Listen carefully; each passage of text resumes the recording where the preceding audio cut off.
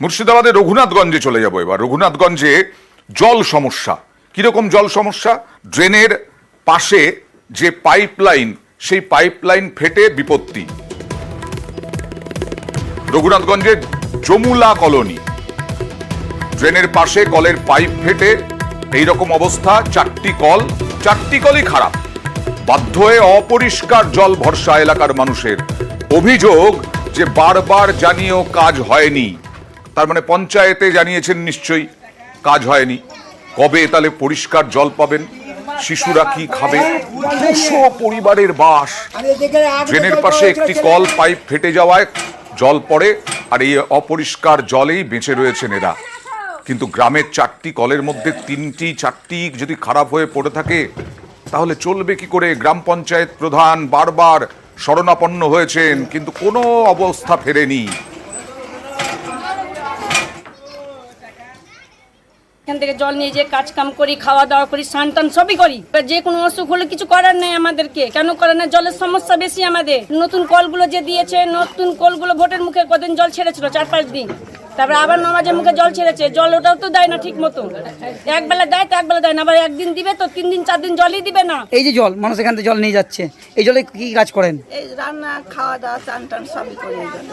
তো পাশে তো ড্রেন রয়েছে, সমস্যা হয় না? তো সমস্যা তো হয়, কিন্তু কিছু করার তো নাই। প্রধানকে জানানো হয়েছিল? হ্যাঁ, জানা হয়েছে। তো সে কি কাজ করেনি? হ্যাঁ, বলেছে যে করে দিব, কিন্তু এখন পর্যন্ত করে দেয় না। খুব কষ্ট হচ্ছে। অভিযোগ করছে যে এরা পাড়াতে জল নেই। প্রচুর অভিযোগ করছে, কিন্তু আমাদের তো ক্ষমতা নেই। তো আমরা কি বলবো? লোককে বলছি যে কি প্রধান কোনো কাজ করছে না? প্রধান কই এখানে কোনো, তো আমরা প্রধানে এখন পর্যন্ত সব রাস্তাঘাট যাই আসি, তো বলে সব বলে কি জলের খুব অভাব, এই কথাটা বলছি। আমি দেখা যাবে এই কথাটাই বলছি। প্রধান সাথে আমি কোনো যোগাযোগ এখন পর্যন্ত করি না জলের ব্যাপারে। আমি নিজে করি না। কেন?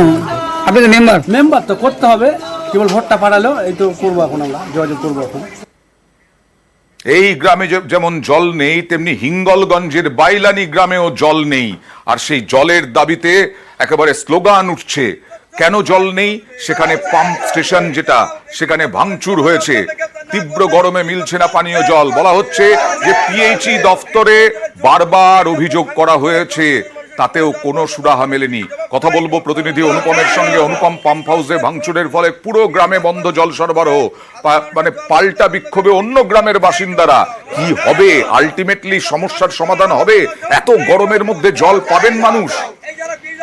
হ্যাঁ দেখো, এইটাই হচ্ছে সব থেকে বড় প্রশ্ন। তার কারণ হিঙ্গলগঞ্জের বিশপুর পঞ্চায়েতের যে পাম্প হাউসটা আছে, সেই পাম্প হাউসের যে পাইপ লাইন গুলো আছে, সেই পাইপ লাইনে বিশপুর এলাকার মানুষ জল পায়, কিন্তু বাইলানি এলাকার মানুষ জল পায় না। বাইলানি এলাকার মানুষ বহুবার পঞ্চায়েতের থেকে শুরু করে পিএইচই দপ্তরের আধিকারিকদেরকে জানিয়েছে, কিন্তু কোন রকম সুরাহা না হওয়ায় আজকে বাইলানি এলাকার মানুষ তারা পিএইচির যে পাম্প হাউস আছে সেখানে কোনো আশ্বাস মিলেছে কি? পাম্প হাউস বন্ধ করে দেয়। কোনো আশ্বাস মিলেছে?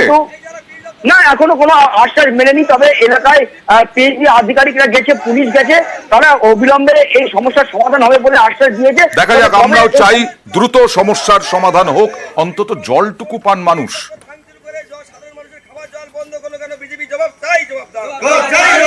বিশপুর অঞ্চলের জোন টুর পিএইচ দপ্তর ভাঙচুর করে সাধারণ মানুষের জল বন্ধ করলো কেন? বিজেপি জবাব চাই, জবাব দাও। পিএইচ দপ্তর ভাঙচুর করা হলো কেন? জবাব চাই, জবাব দাও। এই যারা পিএইচ দপ্তর ভাঙচুর করেছে